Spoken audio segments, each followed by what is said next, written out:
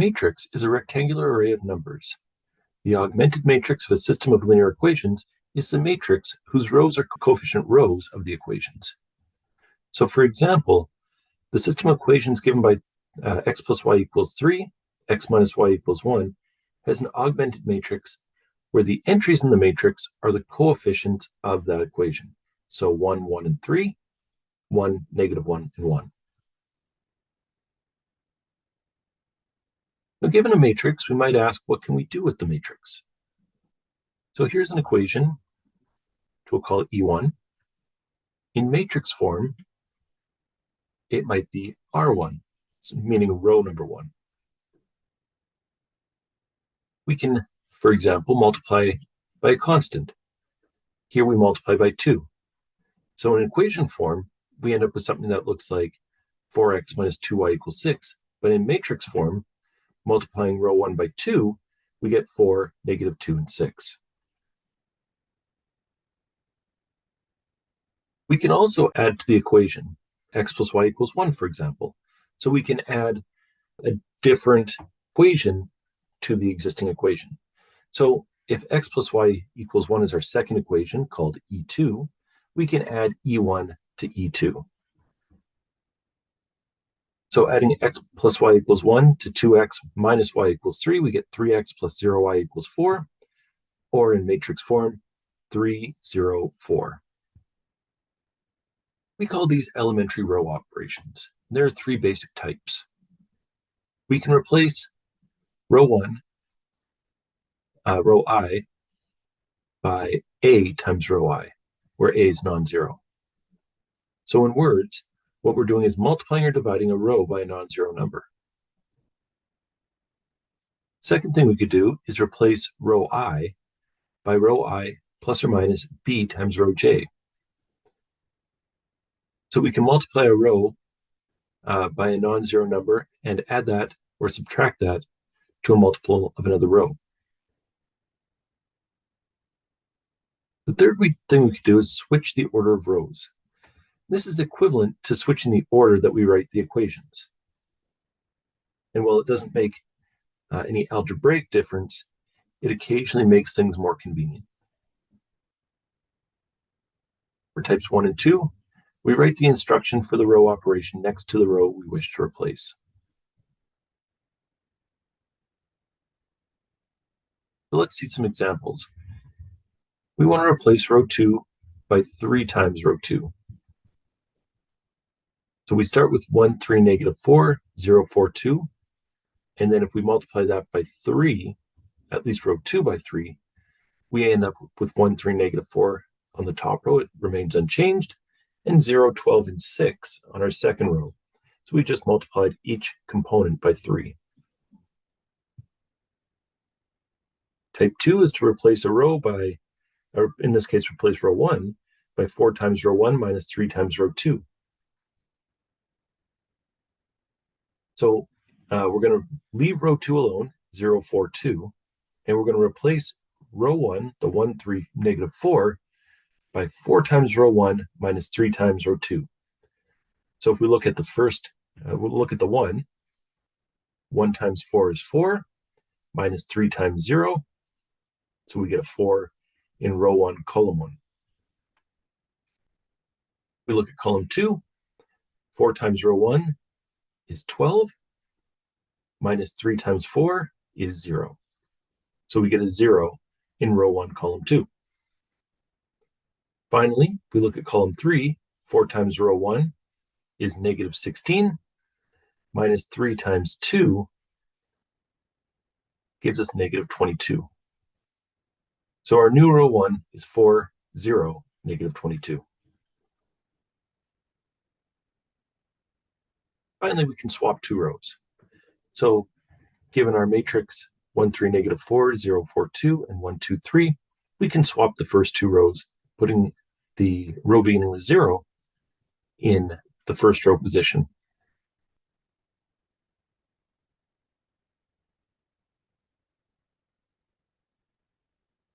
One very important fact about elementary row operations is that they do not change the solution of the corresponding system of equations.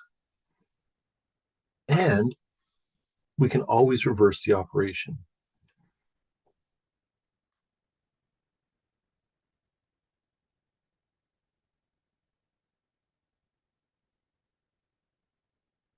So here's a system of equations.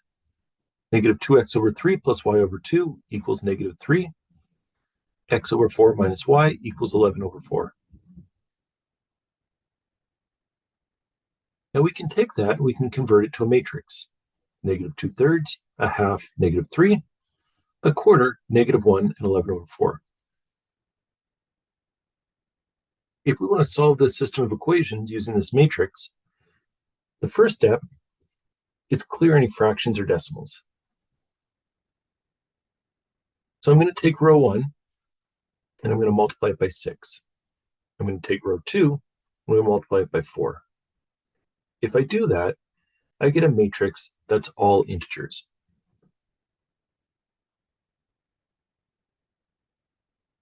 Next step, we're going to designate the first non-zero entry in the first row as the pivot.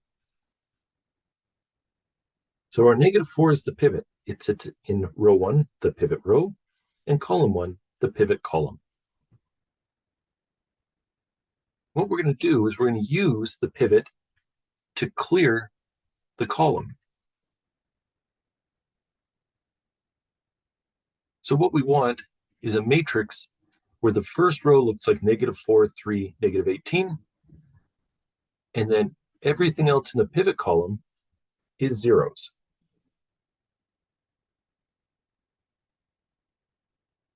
We can do this by taking 4 times row 2 and adding it to row 1.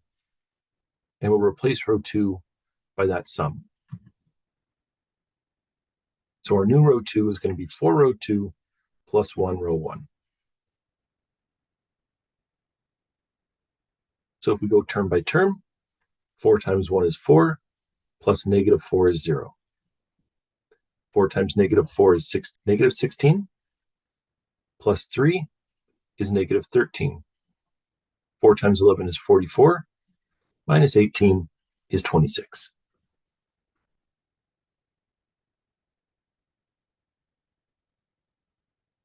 Next, we want to simplify if it makes sense. In this case, we can see that our second row, both terms have a multiple of 13. So we can divide by 13 to get a new second row, 0, negative 1, and 2. We'll then designate the first non-zero entry in the next row as the pivot, and we'll use the pivot to clear the column. In this case, we want the 3 in the pivot column to be a 0. So what we'll do is we'll take row 1 and replace it by row 1 plus 3 times row 2.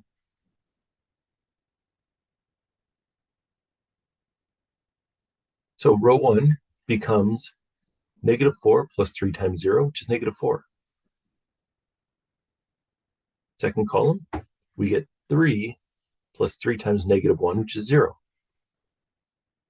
Third column, we get negative 18 plus 3 times 2 is 6, giving us negative 12. So our new row 1 is negative 4, 0, negative 12. Again, we're going to simplify a little bit since it makes some sense. We're going to multiply the first row by negative a quarter and the second row by negative 1. We end up with 1, 0, 3, 0, 1, negative 2. Now, if we put this back into equation form, what happens is we get the equation 1x plus 0y equals 3, 0x plus 1y equals negative 2. And so we have our solution to the system of equations, x equals 3, y equals negative 2. Now, you might be saying to yourself, this doesn't seem easier than what we were doing before, and it's not. The problem is that for anything larger than 2 by 2 systems of equations, this method, which we call Gauss-Jordan, actually becomes much, much more efficient than trying to do this the other way. So Gauss-Jordan elimination can be helpful for larger systems of equations. Remember, systems of linear equations can have a unique solution, infinitely many solutions, or no solutions at all. So here's a system of equations. We transfer it to an augmented matrix: 1, -1, 5, -6, 3, 3, -1, and 10, 1, 3, 2, and 5. In order to solve the system of equations, the first thing that we want to do is we're going to select the 1 that's in row 1, column 1 as our pivot, and we're going to try and clear the column. So how do we do that? Well, we replace row 2 with row 2 minus 3 times row 1. So we have 3 minus 3 times 1 is 0. Then we have 3 minus 3 times -1 is positive 6. Then we have -1 minus 3 times 5 is -16. We have 10 minus 3 times -6 is positive 28. In order to clear the third row first column, we take row 3 and replace it with row 3 minus row 1. So 1 minus 1 is 0. 3 minus -1 is 4. 2 minus 5 is -3. 5 minus -6 is 11.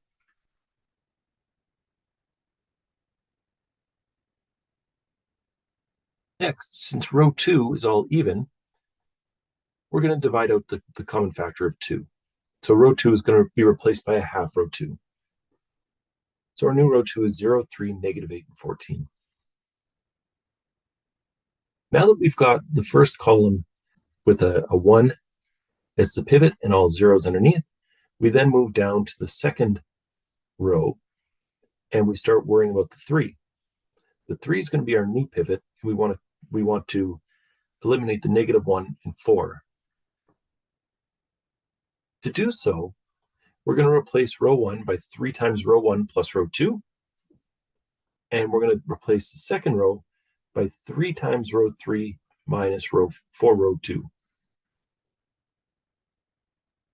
When we do that, we end up with 3 in row 1 with zeros underneath, our pivot of 3 in the second column, zeros for the rest of the column,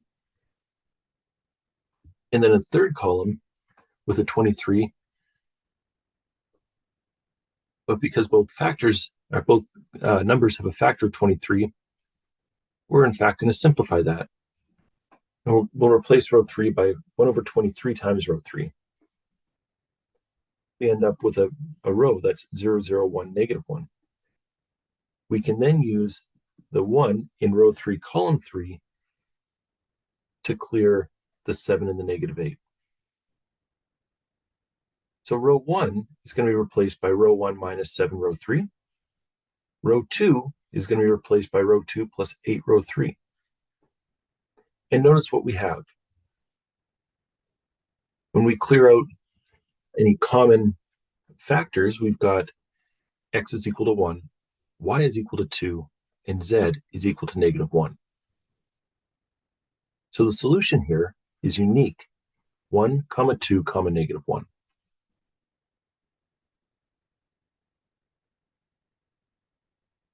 Here's another system of equations. X plus y plus z equals 1, 2x minus y plus z equals 0, 4x plus y plus 3z equals 3. Again, we begin by putting this system of equations into an augmented matrix. We designate 1 in row 1, column 1 as our pivot, and we work to clear the 2 and the 4 underneath it. So we're going to replace row 2 by row 2 minus 2 row 1, and row 3 by row 3 minus 4 row 1.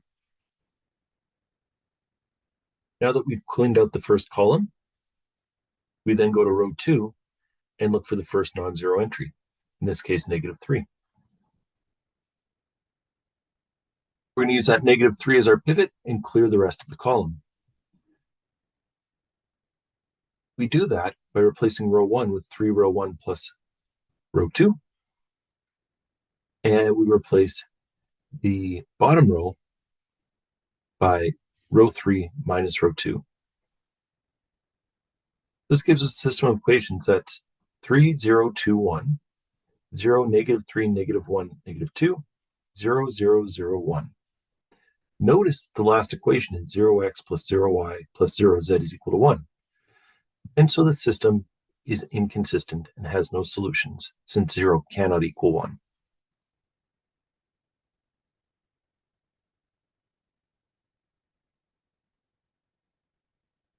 Here's another example. X plus y plus z equals 1. Quarter x minus a half y plus 3/4 z equals 0. X plus 7y minus 3z equals 3. We start by putting this into a matrix. First thing we want to do is clear out the fractions. So I'm going to multiply the second row by 4. Now that the fractions are gone, I start worrying about my first pivot, row 1, column 1. And I'm going to use that to clear out the rest of that column. So I'm going to replace row 2 by row 2 minus row 1, and row 3 by row 3 minus row 1. Once I've gone ahead and done that, my new pivot is going to be row 2, column 2 by negative 3.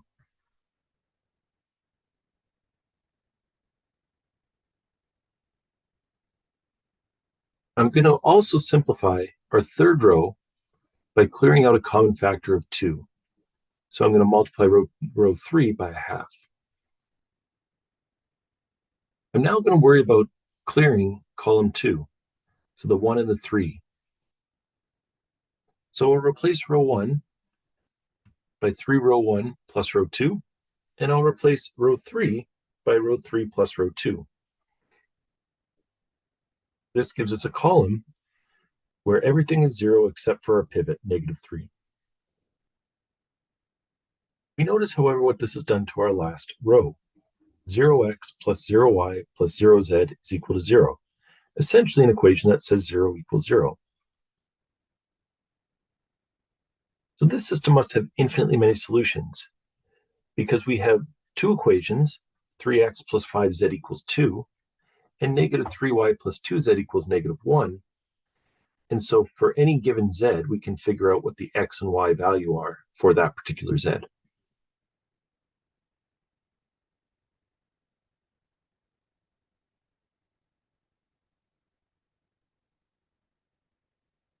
Next, we want to talk about overdetermined and underdetermined systems of equations.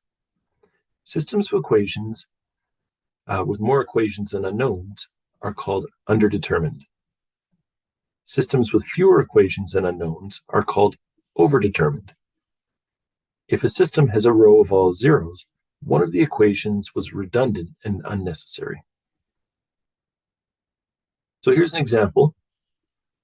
X plus y equals 1, 13x plus 26y equals negative 11, and 26x plus 13y equals 2. Here we have more equations than unknowns, so it's overdetermined.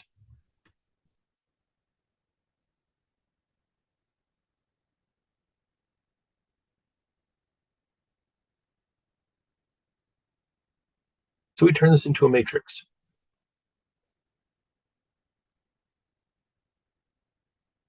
We have 1, 1, 1, 13, negative 26, negative 11, 26, negative 13, and 2. We want to clear everything in the first column other than the 1.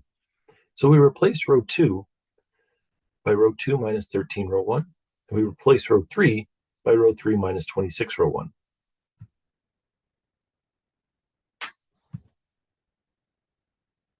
This gives us this new matrix. We notice that equations 2 and 3 are exactly the same, and they also have a common factor of a third.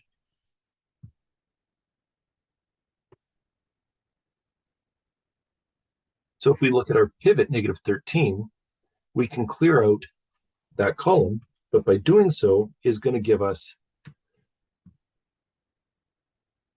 an equation of all zeros. When we have this final solution, 5 over 13, 8 over 13, we notice that the third equation here is redundant.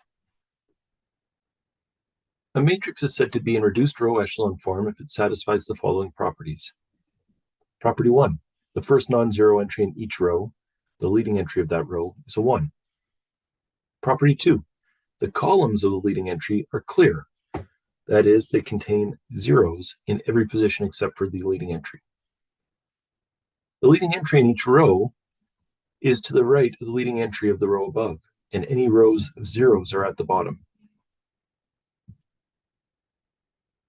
So here are some examples of matrices that are in reduced row echelon form. We notice that the first non-zero entry of each row is 1. We notice that the columns of that leading entry are clear. There are zeros above and below the ones. And the leading entry of each row is to the right of the leading entry in the row above. Some examples that aren't in reduced row echelon form. For example, in our first example, column 2, there's a 1 above our leading entry. In our second example, we have the leading entry in row 2 is 1, and the column, or the third column, I should say, isn't cleared.